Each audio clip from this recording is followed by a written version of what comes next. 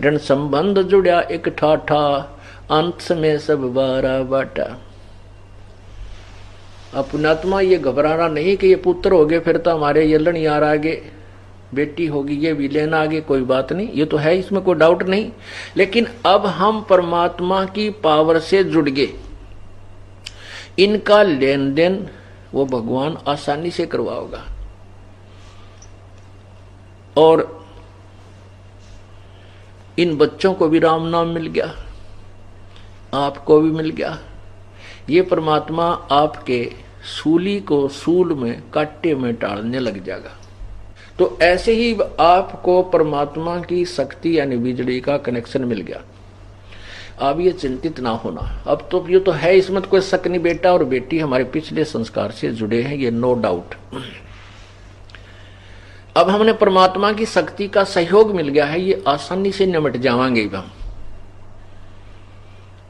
हमें दुख ना होगा, कष्ट नहीं होगा। कैसे होगा? एक समय एक नगर के बाहर एक आश्रम बना हुआ था।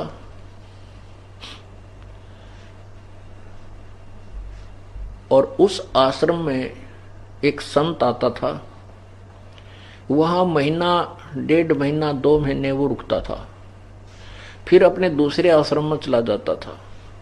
जब वो संत उस ग्राम के आश्रम में आता था, जो गांव से थोड़ी सी दूरी पर था, जैसे ये बरवाला से सतलोक आश्रम इतनी दूरी पर वो था, वहां बहुत से भगतजन उनके शिष्य थे। जब संत जी वहां रहने के लिए कुछ दिन आते थे, सटे करते थे, सत्संग सुनाया करते थे, तो उस समय उस गांव के जो शिष्य थे, अनुयायी थे, भगत थे, उन्होंने अपना एक नियम बना रखा था कि एक दिन का भोजन एक व्यक्ति एक दिन का भोजन कराएगा, घर से बनाकर ले जाएगा, और महात्मा जी को और उसके साथ जो 2, 4, 10 शिष्य रहते थे उनको, उनका सबका भोजन वो एक ही घर से जाता था। तो ऐसे वो प्रतिदिन प्रत्येक का नंबर बंधा हुआ था। एक दिन एक भक्तमती बहन का नंबर था, और उस दिन उसका दूध फट गया। अब एक संत जी आते थे 6 महीने में, 1 वर्ष में, और उस दिन 1 दिन 2 दिन उनके वहां रहते हुए 1 या 2 दिन टर्न आती थी, 1 या 2 दिन टर्न आती थी। तो उसमें हर एक व्यक्ति, प्रत्येक श्रद्धालु बढ़िया से बढ़िया भोजन बनाकर, बढ़िया से बढ़िया भोजन बनाने की चेष्टा करता था। तो खीर का भोजन सबसे उत्तम समझते हैं, तो खीर जरूर अवश्य बना के ले जाया करते थे। तो उसने खीर बनानी थी, उधर से उसका दूध फट गया, तो बड़ी चिंतित हुई। उसके एक बिल्कुल ही साथ में एक पड़ोसन ग्वांडन थी, वो विधवा थी, उसका इकलौता पुत्र था।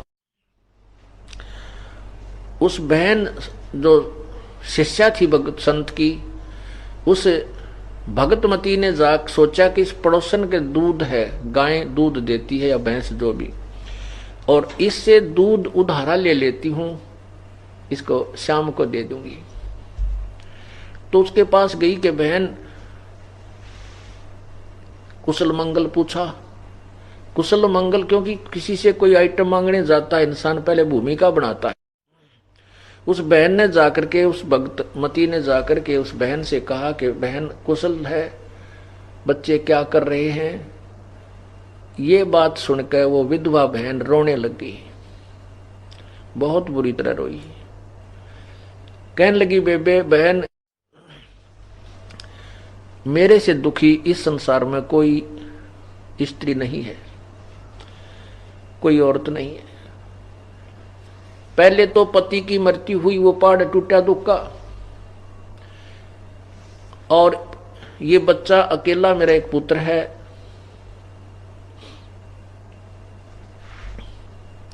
तो मैंने ये सोचा था कि बच्चा भगवान ने एक बालक दे रखा है, इसको पाल पोस कर बड़ा कर दूंगी। इस उद्देश्य से मैंने दूसरी शादी भी नहीं कराई और ना ही किसी कर्तव्य में मैं पीछे रही, यानी बच्चे को बहुत पिता वाला प्यार भी दिया मैंने। इसने जो भी मेरे से मांगा वो वस्तु जितनी संभव थी मैं इसको देती रही। और ये भी इसके कारण ये बिगड़ गया, जवान हो गया, अब घर से बाहर चला जाता है, मेरी एक बात नहीं मानता, ना बताइए रात ने किस टाइम आकर पड़ा है। और क्यों कहती हूँ तो जवान बेटा है, डर लगे कदे ऊक चूक ना कर जा, उल्टा बोलता है, कति कहे कि नहीं मानता, आज्ञा का पालन नहीं करता। सारी रात उसके दरवाजे की तरफ देखती रहती हूँ, भगवान कोई ऊक चूक ना हो जा। और ये निकम्मा शराब पीने लग गया। नो कहकर वो बहुत रोई। उस सत्संग में जाने वाली बहन ने कहा कि बहन तू एक बात मान मेरी, हमारे साथ सत्संग में चला कर, यूं तो तू रो रो कर मर लेगी, यहाँ सारा दिन यह बात तेरे मन में घूमती रहती है, आप मेरे साथ सत्संग में चला कर। वहां जाने से संत के आशीर्वाद से और वहां भक्तों से मिलेगी, बहन बेटियों से मिलेगी, तेरा मन कुछ परिवर्तन आएगा। तो वो लड़की कहती है कि वो लड़की विधवा थी, वो कहने लगी बहन मैं नहीं जा सकती तुम्हारे साथ, क्योंकि तुम्हारे सिर पे धनी है, तुम्हारे पति जीवित हैं, तुम्हें दुनिया कुछ नहीं कहेगी, और मेरे पति है नहीं, और मैं आगे संसर्ग में जाने लगी क्योंकि तुम रात्रि में भी जाते हो, तो जनता ना बने के जाने के मुंह बनावेगी, मेरा तो जीना आराम कर देंगी। तब उस बहन ने काफी समझाई कि वे देख मीराबाई थी, मीराबाई का पति मर गया था, फिर भी वो मंदिर में जाने से, अपनी पूजा से और मंदिर में जाने से रोकी नहीं। और यदि मीराबाई समाज ने देख के भक्ति ना करती तो आज ना जाने की कुतिया बनी फिर वो समाज से संघर्ष करके परमात्मा के मार्ग पर लगी रही, तो परमात्मा ने उसका सहयोग दिया। इसी प्रकार जो भक्त ईश्वर के मार्ग पर संघर्ष करता है उसके साथ भगवान रहेगा, अगर सच्चे दिल तो उसकी तरफ है, उसको बाधा नहीं आने देगा। ठीक है, थोड़ा बहुत संघर्ष जरूर हो जाता है। और कहा बहन अगर तेरे घर में कोई उकचूक होगी, तेरे बेटे की उकचूक होगी, ये समाज कुछ नहीं देगा तुझे। अगर तू अपने बच्चे की भी रक्षा चाहती है, तेरे यहाँ रोने धोने से कुछ नहीं होगा, संत शरण में चल। और प्रभु की कृपा से कहते हैं संत शरण में आने से आई टले बला, और जय मस्तक में सूड़ी होगा काटे में टल जा। तब तो मैंने बोली ना बेबे मेरे बस की बात नहीं, मैं नहीं कर सकती, तेरा शुक्रिया करती हूँ आपका जो मुझे शिक्षा दे रही है, बाकी मैं नहीं जा सकती। उस बहन ने कहा बहन मैं तेरे पास एक काम आई थी। तो वो बेटी जो विधवा थी वो कहने लगी बोल बेबे बहन क्या काम है, मैं क्या काम आ सकूं हूँ कि आज ऐसे ऐसे मैंने गुरुदेव का भंडारा देना था और मेरा दूध फट गया, मुझे दूध उधारा दे दे, तेरा सवेरा दे दूंगी जितना ले जाऊंगी। अब उस बहन ने दूध निकाल के और खुट्टी का टांग रखा था पूरा का पूरा। उस लड़की ने आप देखा ना ताब देखा, न्यू का न्यू उठा कर वो दूध बाल्टी का सारा उसके पात्र में डाल दिया जो वो लेकर गई थी। तो वो बहन जो सत्संग में जाती थी उसने कहा कि बहन कुछ तो रख ले, कुछ तो रख ले, तू सारा ही डाल दिया।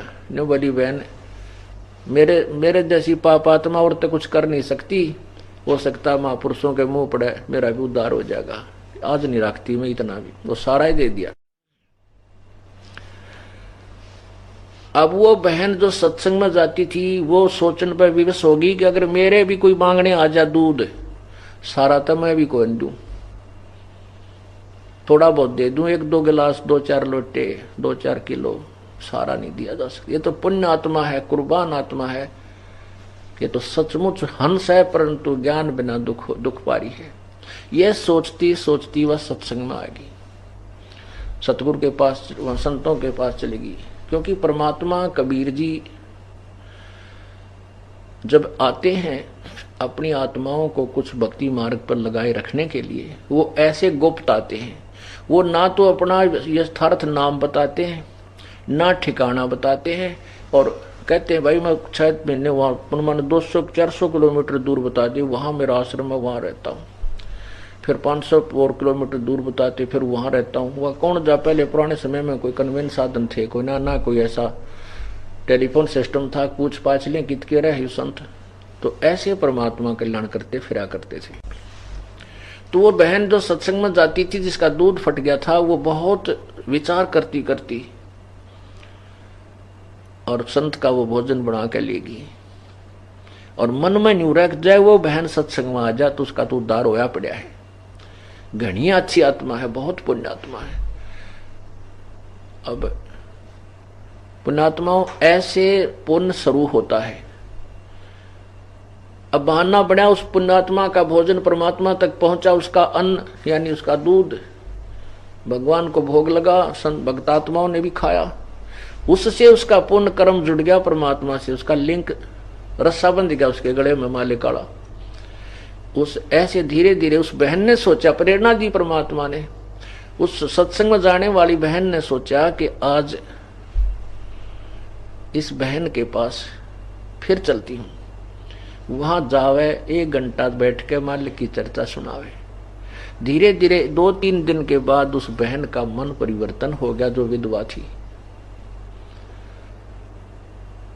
तो उसने एक दिन स्वीकृति देती, बहन मुझे भी ले चल एक दिन सत्संग में।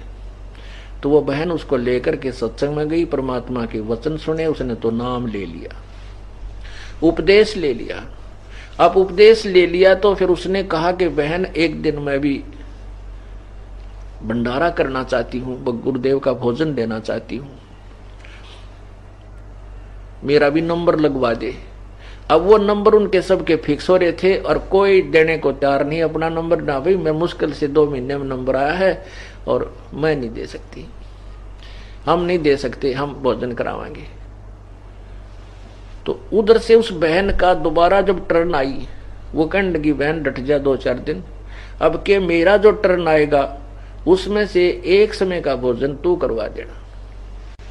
पुण्यात्माओं वो दिन आया,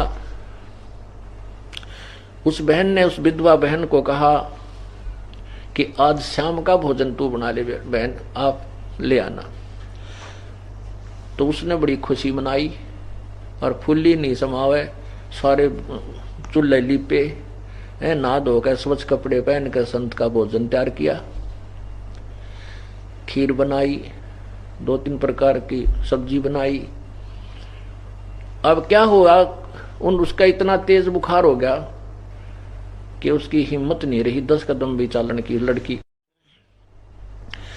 अब वो लड़की अपनी बदकिस्मत को, दुर्भाग्य को कोस रही है, हे भगवान मैं कितनी दुष्ट आत्मा हूं, हाथ पैर जोड़ के तो मैंने टर्न ली भगवान के भंडारे की, और आज यदि मैं ये भंडारा नहीं लेकर गई, वहां संत का भोजन नहीं पहुंचा सकी, तो आगे मुझे कोई भी अपनी ये टर्न नहीं मिलेगी, मुझे सौभाग्य नहीं प्राप्त होगा भविष्य में संत के भोजन कराने का। क्योंकि सत्संगी भाई बहन कहेंगे कहते हो तब हम भी गुरुजी भूखे रख दिए तने हैं, और समय पर भोजन नहीं पहुंचा सकी, आगे तुझे टर्न नहीं मिलेगी। वो आप पर सोच रही है कैसा होगा, और कति हिम्मत नहीं, 10 कदम नहीं चल सकती, इतना तेज बुखार हो गया। और उसको ये मालूम था कि मेरा बेटा, पहली बात तो वो आवे को ना 12 बजे तो पहले, और आ गया तो वो क्या नहीं मानता। अब क्या होता है, अब क्या होता है कि उधर वो लड़का क्या था, वो चोरी करा करता, कि रोजाना माँ कहां से दे उसको शराब पीने के पैसे, वो चोरी करने लग गया, वो एक गिरोह में मिलकर। तो उसके साथियों ने, चोरों ने स्कीम बनाई कि भी आज रात ने राजा के महल में चोरी करांगे, और राजा की रानियां के ना 9-9 लाख के हार है भाई, एक हार हाथ लग गया ना, ओहो बस मौज माच जाएगी, कोठी बनावांगे, न्यू कर लेंगे, शादी करावांगे। वो शेख चिल्ली वाले उन्होंने अपनी खूब पुल बांधे। तो उन्होंने सकी अपना प्रोग्राम तय कर लिया कि रात ने 12 बजे वहां मंदिर में आ जाना, और वहां 12 बजे के बाद फिर चोरी करने इकट्ठे चलेंगे। अब वो लड़का इसलिए वो जल्दी आ गया, खाना खुना खा लूं और फिर रात ने वहां चलना है। वो लड़का आ गया शाम को वक़्त से। उसकी माँ ने कहा बेटा एक काम कर, आज तू मेरा सारी कहानी बताई कि मैंने ऐसे ऐसे गुरुजी के भोजन का आज नंबर ले रखा है और आज मेरा बुखार हो गया बेटा देख। उस लड़के ने हाथ पकड़ कर देखा, माँ का बुखार बहुत तेज। कहा माता जी, माँ आपका तो बहुत तेज बुखार है, सचमुच आप तो आग की तवे की तरह गर्म हो, आप विश्राम कर लो। उसकी माता जी ने कहा ठीक से बेटा मैं विश्राम कर लूंगी, पर तू एक मेरा काम कर दे। आज मैंने गुरुदेव का भंडारे यानी भोजन के लिए समय मांग रखा है, यार यह भोजन तैयार कर दिया पुत्र, मैं जा नहीं सकती, मेरा चला नहीं जाता, आप ये भोजन उस आश्रम में दिया पहुंचा दो। अब वो लड़के ने सोचा 7 बज गए, 7 शाम के 7:30 बज रहे, गर्मियों के दिन थे, 7:30 8, और जाऊंगा वहां मन मानो 1 घंटा लग गए, 2 घंटे लग जाए, और कहीं ऐसा ना हो कि मैं उस चोरी वाले गिरोह में, चोरी वाले जो रात्रि के प्रोग्राम थे जो ना, वंचित ना रह जाऊं। इस बात से वो कहने लगा मैं ना जाता। उसकी माँ बोली बेटा आज मेरा यू काम कर दे, तेने जिंदगी में काम नहीं कहूंगी, आज मेरा यू कार्य कर दे बेटा, तेरा हाथ जोड़ू मैं। पर वो ना माना, नाड़ी ने बोले ना मैं ना जाता। और उसको उल्टा माँ को कहता है कि माँ तुम वहां मत जाया कर सत्संग में, दुनिया बिराना के कहे तेरे बारे में, मैंने बहुत ऊंची नीची सुननी पड़ती है। वो दुष्ट आत्मा स्वयं चोरी करे, दारू पी, और माँ ने जो सत्संग में जाओ उसको लाना दे, तो वह माँ बहुत बुरी तरह रोने लगेगी। ये भगवान इस जीवन का अभी सोचा था कि शायद ये जीवन अब सफल होने की तरफ चल रहा है, मालिक कि मैं इतनी निर्भाग औरत हूं, आज के बाद मेरा सत्संग में जाना भी नहीं बनेगा, क्योंकि मैं के मुंह दिखाऊंगी वहां जाकर के, कैसे जा सकूंगी। ऐसे सोच कर बहुत बुरी तरह रोने लगी। तो लड़के ने फिर दया आ गई कि माँ तो बहुत बुरी तरह रो रही है, हिसाब लाया जल्दी जल्दी जाकर दे आऊंगा, 2 घंटे लग जाएंगे, गणे गणे 8 बजे हैं, 10 बजे तक आ लूंगा। तो कहने लगा ला माँ दे, क्यों रोए है, मत रो, मैं पहुंचा देता हूँ आपका ये भोजन। उन्हें बांध कर दर रखा था, वो पकड़ा दिया, अगले बेटा तेरा बुलाओ ले जाए इसने। तो वो संत के वहां आश्रम में पहुंचा, और उससे पहले वो बहन जाती थी ना, गुरुजी का आगे का प्रार्थना करा करती है, हे गुरुदेव, हे महाराज जी, मेरे बेटे ने शरण में ले लो। सो संत कहा करते, गुरुजी परमात्मा कहते थे बेटा आप लगी रहो, आपके लगे रहने से जब पुनः प्रवेश होंगे आपके घर में, बच्चे की बुद्धि भी भगवान बदल देगा। तो वह लड़की इसी उद्देश्य से बार बार प्रार्थना करती थी, प्रतिदिन एक ही रट ला रखी थी। अब उस दिन देखा कि वो ही लड़का उसी बहन का, रामो का, और रोटी खाना लेकर आया है। तो वहां सेवा करदार और बहन बेटी जो जाते थे भक्त, उन्होंने गुरुदेव से कहा गुरुजी आज तो वो रामो वाला लड़का आ गया, आपने बड़ी दया करी। हे परमात्मा, बेचारी बहुत दुखी थी, गढ़ा निकम्मा बालक था, बिगड़ रहा था, कति शराब पीवे और माँ का क्या नहीं माना था, आज तो आपकी रजा होगी, ये आपका भोजन लेकर आया है। तो महात्मा ने सोचा वे भगवान तले सुनता ही है कभी ना कभी, जो सच्चे दिल से पुकार करता। अब उन्होंने पूछा भाई महाराज जी कहाँ हैं? वो भगत कहने लगे भाई बैठ जा, स्नान करने गए हुए हैं, अब स्नान करके आवेंगे फिर भोजन करेंगे। अब संत जी स्नान करके आए, आसन पर बैठ गए, वो जहाँ भोजन करते थे। तो वो लड़का भी बोला ले महाराज जी भोजन खा ले। उस जो भगत थे उन्होंने उस लेकर उस लड़के से थाली में मालिक संत के सामने परोस दिया। संत जी ने सोचा वह बेटी बहुत दुखी है, इस बच्चे ते थोड़ी सी देर इस बालक ने समझा दूं, इसको कुछ ज्ञान दे दूं, बस ये तो रुकेगा नहीं, क्योंकि इसकी जल्दी जाने की नीयत है। तो संत जी भोजन आगे रखा हुआ है और उसको उपदेश देने लगते हैं, बेटा माता पिता की आज्ञा का पालन करना चाहिए, और ऐसी माँ नहीं मिलेगी जो बच्चे को भगत बनावे। और बेटा शराब पीना बहुत पाप है, शराब में ये अवगुण होते हैं, ऐसा होता है, भगवान की भक्ति ना करने से इतने कष्ट आते हैं। वो लड़का कहता बाबा जी रोटी खा ले जल्दी, मैं तेरा प्रवचन सुनना आया, मैं तो मेरी माँ दुखी हो रही थी इसलिए तेरा ये टिकड़े लेकर आया हूँ, खा ले जल्दी, मेरे बर्तन दे और जाऊं। वो इतना अनाड़ी था। तो वो संत जी मन मन में सोचते हैं भाई वाले बेटी ठीक करो, है तो कति दुष्ट आत्मा है, इसका तो 1% भी ना शर्म ना लिहाज, बड़े छोटे की भी कोई ना। तो संत जी अपना रोटी खान लागे कि माथा मारो डांगर गेला। तो उसने संत जी ने खाना खा लिया। खाना खाने के बाद कहने लगे भाई बर्तन साफ कर दो और इस बच्चे ने दे दो, वो जो दूसरे सेवक वहां रहते थे।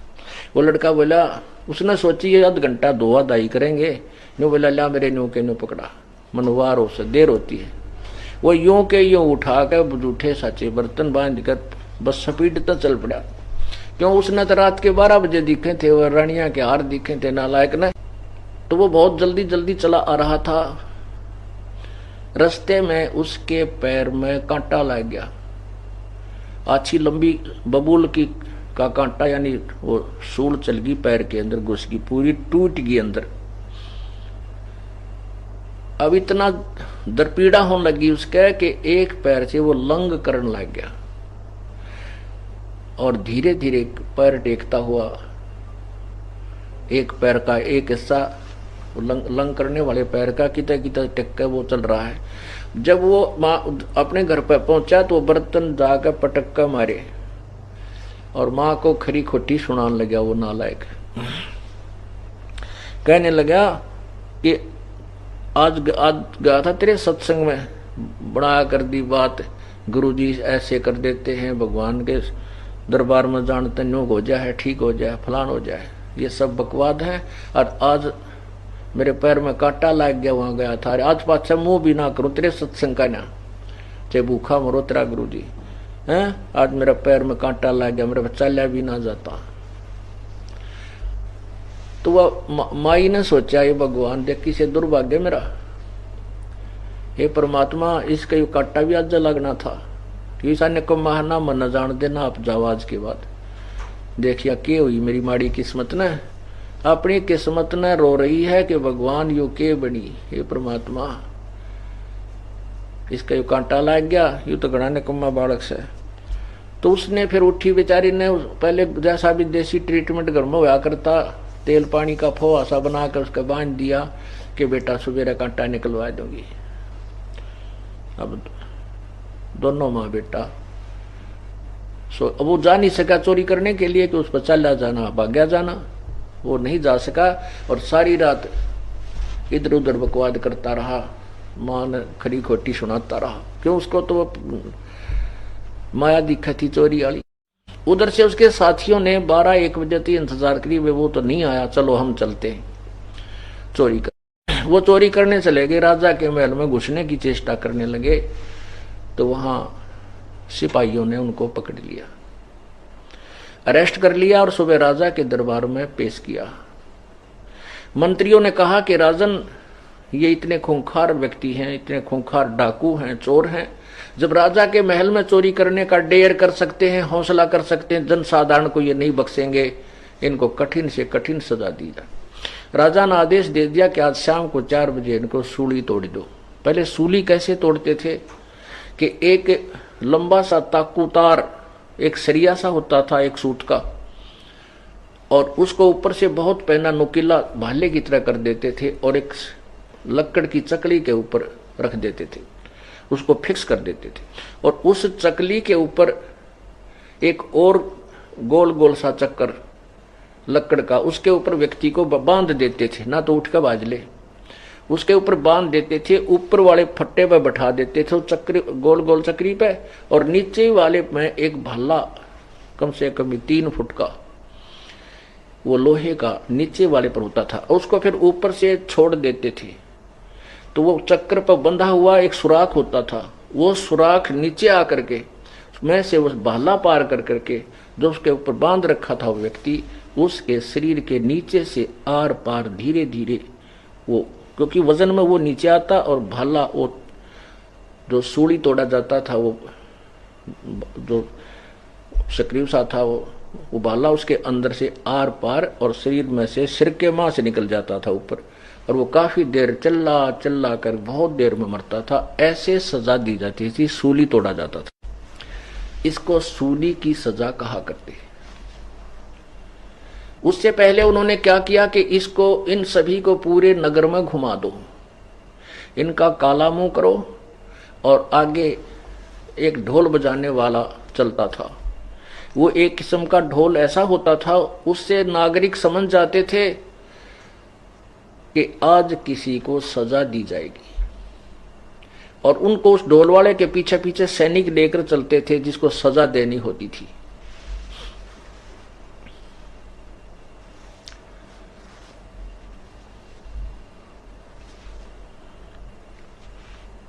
तो वो गांव नगर में एक चारों तरफ गली गलियों में घुमाते थे। तो उन 4-5 जो उनके साथी थे उस लड़के के, उनको सजा दे देगी, 4 बजे सूली तोड़ा जाएगा और अब इनको सब ग्राम में घुमा लो।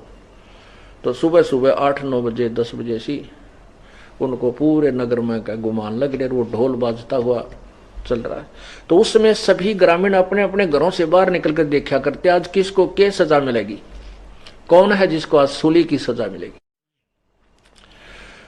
तो उसकी मां ने सुबेरा उस लड़का जो उन चोरों का साथी था, उस विधवा बहन का पुत्र था जिसको कांटा लग गया था, तो मां ने सुबेरे उठकर वो कांटा निकाल दिया। उसके बाद जब वो ढोल बजता हुआ आया, दोनों मां बेटा घर से बाहर निकलकर गली में खड़े हो गए। जब वो गली में से निकले, उसके साथी उस लड़के ने पहचान लिए। वो पुलिस वाले उनका डंडे मारे और कहें आवाज लगाओ। वो क्या कहते, हम चोर हैं। क्या बोल रहे हैं, हम चोर हैं, हम चोरी करते हैं, हम पापी हैं। आज रात्रि में हम राजा के चोरी करने गए थे, उसके प्रतिफल में आज 4 बजे सूली तोड़ा जाएगा। कोई सुनता हो तो कोई भी चोरी ना करियो, कोई पाप ना करियो। नो करते हुए जा रहे हैं और पुलिस वाले उनका डंडे मारते हुए चल रहे। जब उस लड़के ने देखा कि तो मेरे वाले साथी हैं और वो आगे को चले गए, वो तो कहते कहते। अब मां अपने अंदर आकर काम लागी। अब वो लड़का बहुत सतब्ध रह गया। वो तेरा गजब हुई, आज तो तू भी सूली टूट जाता, आज तेरी मृत्यु थी। यदि तू ये तेरा कांटा ना लगता तो आज तेरी भी मृत्यु थी। अब पुण्यात्माओं, जब तक मृत्यु ना दिखती ना, इतने ये इंसान बकवास बहुत करे, और जब मौत दिखाई दे इसका कति पसीने छूट जाते हैं, कोई भी चाहे राष्ट्रपति क्यों ना हो। तो उसने सोचा, उस समय इसका सारी बात याद आई, तो अंदर आके अपनी मां से बोला, मां रोने लग गया बुरी तरह। क्या हो गया बेटा? अपनी मां के सीने से चिपट गया और रोए रोए। उसकी मां बोली, बेटा क्यों रोए है? तो कांटा भी निकलवा दिया तेरा, क्या पीड़ा है मेरे चांद बताइए। ने बोला, मां बुलाओ तेरे गुरुजी का और बुलाओ तेरे सत्संग का, उसका भोजन लेकर गया तेरे संत का। और मुझे अगर कल कांटा ना लगता, ये मां तेरा बेटा नहीं था, तेरा बेटा आज सूली टूट जाता। हे मां, तू किसके सहारे रहती? मतलब उस समय इतनी मार्मिक बातें कह रहा हुआ, मां भी रोने लगी। अग बेटा, मेरा बेटा क्यों सूली टूटे? सूली टूटे वो चोर जो चोरी करते हैं, मेरा बेटा चोर थोड़ा ही है। उन्होंने बोला, मां हाँ तेरा बेटा चोर भी हो गया था, मां मैं इनके साथ जाना था और इसी कारण से मैं आपके संत की रोटी नहीं देने जाऊं था, कहीं मैं पीछे ना रह जा। और जय कल मेरा सूली या सूल ना लगती, कांटा नहीं लगता, मां तेरा बेटा नहीं था। तब वो मां ने करी नकम्मे, चल शराब तो तू पिया करता, अरे दुष्ट तो चोरी भी करने लग गया था। हाँ मां कति गिर गया था मैं, और कान पकड़ता हूं दोनों, आज के बाद कोई बुराई नहीं करूंगा, अपनी मां के साथ सत्संग में जाया करूंगा। बोलो सतगुरुदेव मंगल प्रवचन। अधिक जानकारी के लिए विजिट कीजिए हमारी वेबसाइट www.jagatgururampalji.org। संत रामपाल जी महाराज जी के शुभ आशीर्वाद से पूरे विश्व भर में 500 से भी ज्यादा नाम दीक्षा केंद्र हैं, जिन पर संत रामपाल जी महाराज जी द्वारा ऑनलाइन निशुल्क नाम दीक्षा दी जा रही है। अपने नजदीकी नाम दीक्षा केंद्र का पता करने के लिए संपर्क करें 8222880541।